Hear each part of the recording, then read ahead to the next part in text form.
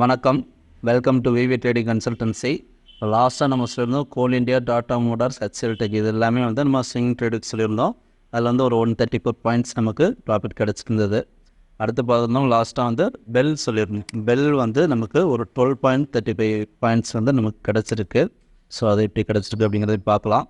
அடுத்து பார்த்தோன்னா நாளைக்கு ட்ரேடிங்க்கான ஸ்கிரிப்டில் வந்துட்டு பயோகான் வந்துருக்கு. ஸ்விங் ட்ரேடுக்கு வந்து பார்த்திங்கன்னா பயோகான் வந்திருக்கு. நெஃப்டி, பேங்க் நிஃப்டி, பயோகான் இந்த மூணுக்குமே லெவல்ஸ் என்ன அப்படிங்கிறத பார்ப்போம். நெஃப்டி பார்த்தோம் அப்படின்னா R1 R2 25,882 25,940, S1 S2 25,738 25,670. Market வந்து நம்மளோட R1 R2 லெவலுக்கு மேலே தான் ட்ரேட் ஆகிட்டு இருக்கு. க்ளோசிங் நடந்திருக்கு. எகைன் வந்து பார்த்தோன்னா நம்மளோட R1 ரேஞ்சுக்கு கீழே வந்தால் மட்டும் தான் வீக்காக முடிகிறதுக்கான சான்சஸ் இருக்குது. இன்கேஸ் நமக்கு வந்து பார்த்தோன்னா ப்ரீவியஸாக இருக்க ஹை, அதாவது 26,020க்கு மேலே ட்ரேட் ஆச்சுனாலும் ஒரு பையிங்கான சான்சஸ் தான் இருக்குது. ஸோ வெயிட் பண்ணி பார்ப்போம். அடுத்து பார்த்தோன்னா bank Nifty R1 R2 53,385 53,669, S1 S2 52,661 52,604.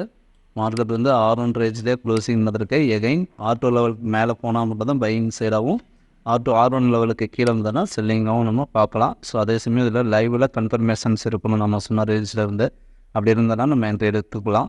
அடுத்து பார்த்தோன்னா நாளைக்கு ட்ரேடிங்கான ஸ்கிரிப்ட் வந்து பயோகான்ஸ் இருந்தோம். நம்ம ஸ்கேனரில் வந்துருக்க ஸ்டாக்கு இது வந்து பார்த்தோன்னா ஸ்விங் ட்ரேட் எடுத்த எதுவுமே பை அரௌண்ட் 364 அந்த ஜோனில் பை பண்ணணும். 378 வரையும் போகிறதுக்கான சான்சஸ் இருக்குது. இது ஆல்ரெடி வந்து பை எடுத்துருச்சு. பார்த்திங்கன்னா நமக்கு ஒரு 2-3 டேஸாகவே அந்த ஜோனே ட்ரேட் ஆகிட்டு ஒரு பையிங் பை புட் கிடச்சிருக்கு. எகைன் வந்து நம்ம அரௌண்ட் ரேஞ்ச் வந்தது அப்படின்னா பை எடுத்துக்கலாம்.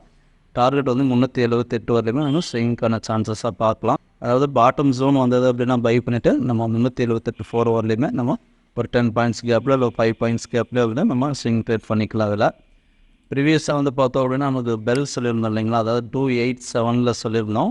267 வரலையுமே வருங்கிற மாதிரி சொல்லியிருப்போம். இதில் வந்து பார்த்தோம் அப்படின்னா நமக்கு லாஸ்ட்டு நாங்கள் சொன்ன ரேஞ்ச் வந்து 287 இருந்துட்டு லோ வந்து பார்த்தீங்கன்னா 275 வரலையுமே நமக்கு லோ வந்துட்டு எகைன் வந்து பார்த்தோன்னா ப்ரீவியஸாக இந்த ஹையை பிரேக் பண்ணாத வரலையும் நம்ம இது வந்து ஸ்விங் ட்ரேட் பண்ணலாம். டில் வந்து நமக்கு 267 வர வரலையுமே நம்ம இன்ட்ராடே பண்ணலாம். இன்ட்ராடே ஸ்விங் ட்ரேட் எதுனாலும் பண்ணிக்கலாம். பயோகானே அதே மாதிரி தான் சேம் தான். அது பை அரௌண்ட் சொல்லி பார்த்தீங்கன்னா அந்த ஜோன் வந்து பை பண்ணிட்டோம் அப்படின்னா நமக்கு ப்ரீவியஸ் இருக்க லோ வந்து நம்ம ஸ்டாப் லாஸாக வச்சுக்கலாம். ஸோ அது ப்ரீவியஸ் இருக்க லோ வந்து 360 பிரேக் ஆயிடுச்சு அப்படின்னா நம்ம இதில் வந்து ட்ரேட் பண்ணுறதை ஸ்டாப் பண்ணிக்கணும். ஸோ இப்போ பார்த்தோம் அப்படின்னா இந்த மோனோ ஸ்கிரிப்ட்டுக்கும் லெவல்ஸை சொல்லியிருப்போம். ஸ்டாப் லாஸ் டார்கெட் வேணும் அப்படின்னா லைவ் மார்க்கெட்டில் பிங் பண்ணுங்கள், இல்லைனா கால் பண்ணுங்கள். Thank you. We are not a SEBI registered technical analyst. நாம் கொடுத்துருக்க technical levels only for educational பர்பஸ்க்காக மட்டும்தான். தேங்க்ஸ் ஃபார் வாட்சிங். நம்மளோட சர்வீசஸ் பார்த்தோம் அப்படின்னா ஸ்டாக் மார்க்கெட்டில் எப்படி ட்ரேட் பண்ணணும் அப்படிங்கிற கோர்ஸ் எடுத்து கொடுத்துட்ருக்கோம். நீடட் இருக்கிறவங்க இந்த வீடியோ எண்டில் வர நம்பருக்கு கால் பண்ணுங்கள், இல்லைனா பிங் பண்ணுங்கள். தேங்க்யூ.